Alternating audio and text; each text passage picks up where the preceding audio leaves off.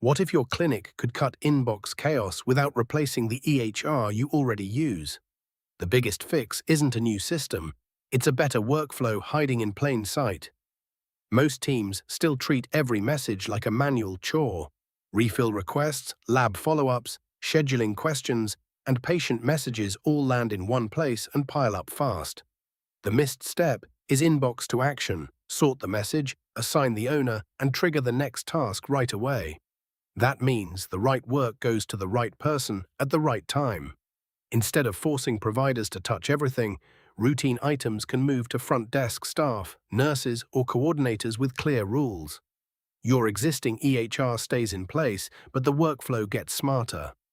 The result? Faster response times, less staff burnout, and a cleaner inbox every day. If you want more practical healthcare workflow ideas, like, follow, and share this with your clinic team.